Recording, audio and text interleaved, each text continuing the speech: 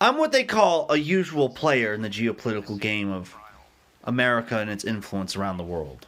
I'm one of the usual suspects that shows up to like gang bang and bang out like a champ. So that U.S. Embassy Lisbon, the latest the U.S. Embassy Lisbon Daily, thanks to that guy with Special Forces and the blacked out name Zen Von Nile. I'm Zen Von Nile. I'm greatness from nothing, man. I'm greatness from literally nothing, man.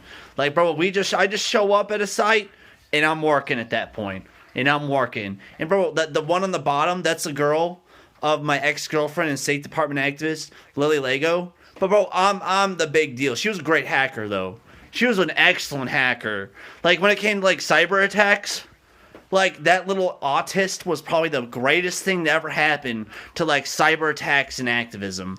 Like bro, if you needed dirt on someone, I was like the face, and my little autistic girlfriend Lily, we could get you anything, man. We could get you anything on anybody across the country, bro. We could get you top secret PDFs that you could like read and shit and be like, wow, that was interesting. That was interesting, man.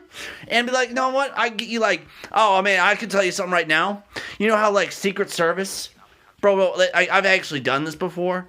Like I've gotten like a Secret Service PDF on how to drive a car without any brakes. And like I did that for like 30 minutes, like straight up 20 miles. I drove a car that had no brakes, no brake, no brakes, no brake liquid, nothing, man, nothing. And I drove it for like 25 minutes to my destination to get my tires and my brakes and everything changed. Yeah, bro, that was a junker I was driving, man. I had to get it fixed. Huh? It's a funny story, right? Dude, I just read the PDF on what you should do if you commandeer a vehicle that doesn't have any brakes. And bro, I did that shit, man. I did that shit. Cool, right? That's really cool. Bro, I've done so much shit. I'm doing it all the time, man. Like I'm a habitual fucking glow fag. I'm a habitual glow fag, man. I just glow in the dark, bro. I just glow in the motherfucking dark. Anyway, guys, like, yeah, that's what I do for a living, man. I'm a genuine, like, you know, like, bro, I am like they put me in another country, bro, and they say, hey, Aaron Zen, man, who's my Zen man? Bro, I need you to overthrow this government by tomorrow morning. I'm like, oh, fuck me, okay, that can be done. That can be done. Oh, make sure you get that general guy to bring in the military if we fuck this up. Tell my girlfriend Emily Chen I love her. Bye. Like that's what I'll just do. That's what I'm really meant for. But like, do you not? You see that country right there? You see that country right there? I was one of their best activists for like 7 fucking years. I'm going on 8 years now doing this for them. Activist. That's an easily thrown around word, bro. Very easily thrown around word. Like, I was one of the guys who taught Antifa tactics of the Arab Spring to, like, protest against President Trump. I did that a lot. Traveled around, like, we taught everybody in Chicago, we taught everybody in southern Wisconsin, Milwaukee, Madison, everywhere, all that whole area. That's big epicenter. A lot of people from Portland came out for what I had to teach them, and then they went out and they're tearing apart the country now. And I feel like I'm the one who lit the genie out of the lamp on that one. I feel like I'm the one who's responsible all the time. I watch the news on Portland Antifa, all that, and I'm like, I taught you guys that. And I'm okay with that for the most part. Actually, you know what? For a little bit, I felt kind of bad about myself. But after a certain event that happened to me in 2020, I don't give a fuck anymore, guys. Knock yourselves out. I love it. I was teaching Hong Kong protesters how to protest peacefully. I taught Hong Kong protesters how to protest peacefully as a State Department activist. I get in these little like Zoom calls, these like little Twitter, get their WhatsApp, give them documents, have it spread around them, on their WhatsApp, and like, that was all me, man. That was all me handing out those, like, Arab Spring. Once again, Hong Kong. Hey, Hong Kong, want Arab Spring documents? Okay, Big Brother Aaron give you Hong Kong Arab Spring documents. That's how you protest. That's how you overthrow your government. That's how you do it nowadays. But, like, meanwhile, when I was doing that, checking in with my people, keeping a handle on them, that kind of shit, I was responsible for the Hong Kong protests. Anyway, it got to about, like, October 2019, but definitely November and definitely December, when COVID-19 came out, the Chinese acted like it was a total accident, which it was on their behalf. But the CIA, I went to go tell the CIA my findings, and they locked down all my social media, all my technology just started crashing. Everything was crashing. I always remember it started crashing. And once I struggled to delete all the documents in the Twitter account, that's when it stopped. Let's say when I was doing my independent research and survey in my geopolitical activism, let's just say they've only proven what they did was an accident. What they did was an accident, and everything that's happened since then was probably them playing with the best cards they had. I notice how this country acts. They're playing with the best cards they have at any given moment. They're always playing their best cards. Anytime you see it, they're playing their best cards. And damn, they try. They really try. But anyway, like the CIA, they legit locked down all my social media.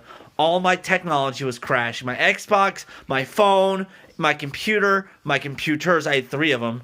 And all those were crashing. Like, internet keep going in and out. Like, bro, I had internet. I would have internet. Things would just crash. The Xbox was crashing. Error sign on the Xbox. Error on my phones. Error on my computers. Everything was all fucked up. And, like, I'd gone to the CIA on their Twitter, and I'd published a series of documents. And I was relaying this information on the CIA Twitter account about the COVID-19 coming from the Wuhan Virology Institute, which the CIA did the most fucked up thing imaginable, which is basically cyber attack me. And it was them, I know it was them. Because, bro, I was telling the State Department, they were cool with that. They knew what I was doing. I was conducting little interviews for Radio Free Asia. And, like, I was telling them all this stuff about what I had done and what I was doing. And I was relaying information to Hong Kong protesters through WhatsApp and Telegram and all that. I was telling them, getting all the shots, basically ruining my father Xi Jinping's country. Well, Hong Kong.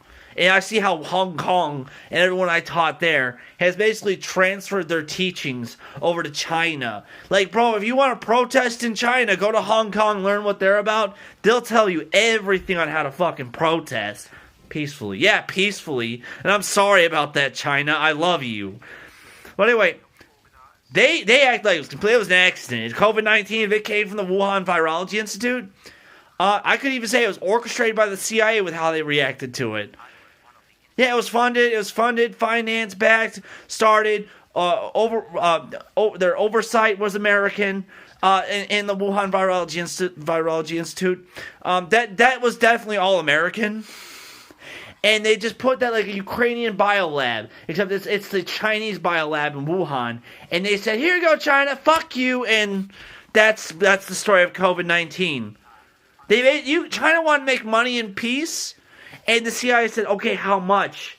How much for your pounds of flesh if we're going to finance you to do this? Because they did that just to fuck over China. And I know this like the back of my hand.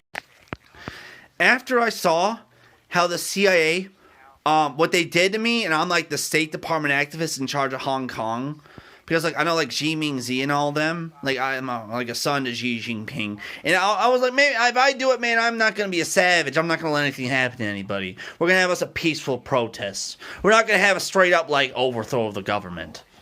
Bro, I'm real good at that. I trained Antifa to do this. Bro, I used to travel all across the United States, like, just teaching people how to protest peacefully. Yeah, like fiery but mostly peaceful, man. Fiery but mostly peaceful Aaron Ziegler. Oh, that's me. Oh, I just said my real name. Shit! We in it now, aren't we, bitch? Bro, I got all these characters that I do and shit. But bro, like, yeah, bro, like, you know, when you're like, you've been in it for so long and you just look at them and go, that was genuinely an accident from you, China. I can tell you that the CIA was kind of behind that Ukrainian biolabs. And when I saw that the CIA did that cyber attack on me, and I'm like, bro, they don't know who the fuck I am, do they?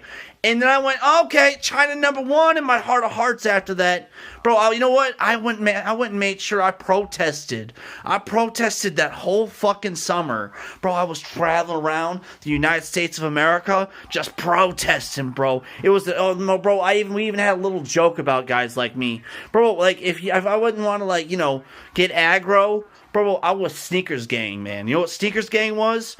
Like, smash a store window and steal all the shoes and stuff. Do some property fucking damage, bro. We gonna glow in the dark tonight, fellas. We gonna glow in the dark. But anyway, like, yeah, China did it like a complete accident when it came to COVID-19. Like, if it came from the Wuhan Virology Institute, I'm not going to blame that country. However, I will blame the fucking CIA because they did launch that cyber attack on me when I went to go tell them, like, that it was at that instant when I was relaying all this information to them that, like, I got cyber attacked. And it wasn't China.